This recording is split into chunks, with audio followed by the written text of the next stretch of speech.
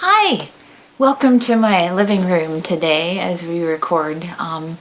I hope this finds you well. I have to say that this has been a lot, and I had a little bit of a breakdown today. I guess it makes sense. We are all dealing with grief and stress and anxiety, and so I am too, and a bit frazzled and all the rest of it. But I wanted to share some thoughts today and maybe something to think about, and maybe even some words of hope. I've been seeing on the internet a lot lately about how this pandemic is a sign of the end of the world and the end of things, the end of time. And I was asked actually by a parishioner, a member of my congregation, about it too. And when I was asked by her, I pointed to Matthew, the chapter 24, which I always do when I get asked about this, where Jesus himself says to the disciples, "Beware that no one leads you astray, for many will come in my name, saying, 'I am the Messiah,' and they will lead many astray. And you will hear of wars and rumors of wars. See that you are not alarmed. For this must take place, but the end is not yet. For nation will rise against nation and kingdom against kingdom, and there will be famines and earthquakes in various places," and some authorities add, and pestilences as well. "But this is but the beginning of the birth pangs." And then Jesus goes on in the chapter to say, "But about that day and hour no one knows, neither the angels of heaven nor the Son, but only the Father." I find that passage, that whole chapter, can be quite comforting when taken as a whole. Of course, when you pull little bits and pieces out of it, it can actually be pretty terrifying. But in context, Jesus is actually offering some pretty major words of comfort. Because, in the midst of all this famine and plague and earthquakes and fires and wars and all the rest, we can be reminded that this is the beginning of the birth pangs. This is not the end. In other words, all shall be well, right? That's what it means when God actually dwells with us, that all will be well. And if it's not well yet, then we're not done.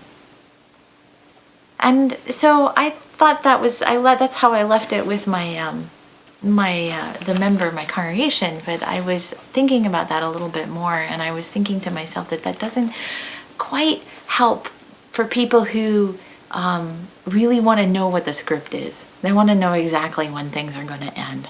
And which I find an odd thing, because I didn't really grow up with that. Lutherans don't spend any energy on the end times. And Luther is credited with saying one time that if he knew that the world was going to end tomorrow, he'd go out today and plant a tree. We just don't really focus on that.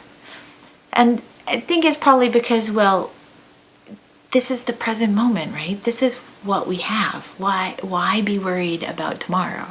To remember Jesus' own words, don't worry about tomorrow.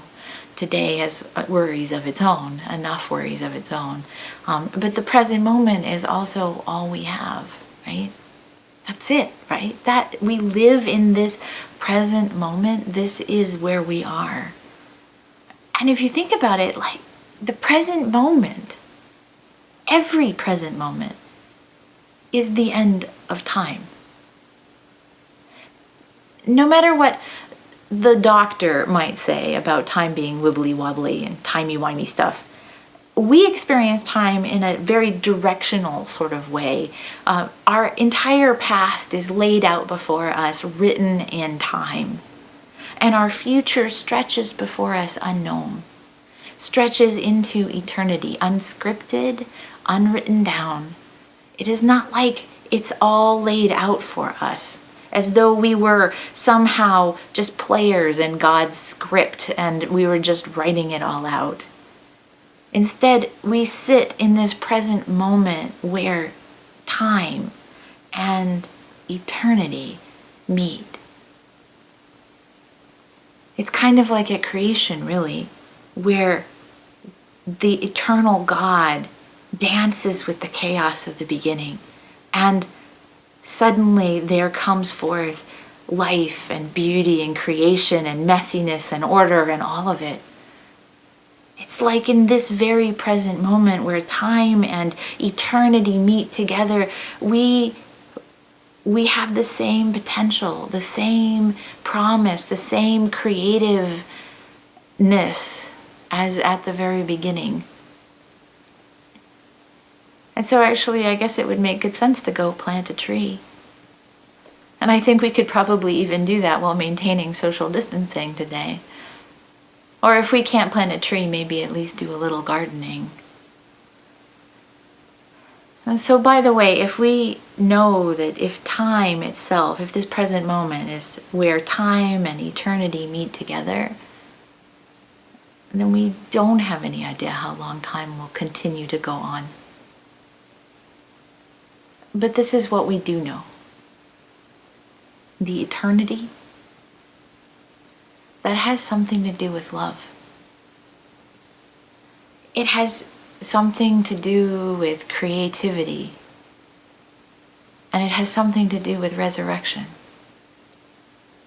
Because that's what we've seen of the heart of God. And so do not be afraid, for all shall be well. All shall be well. All manner of things shall be well.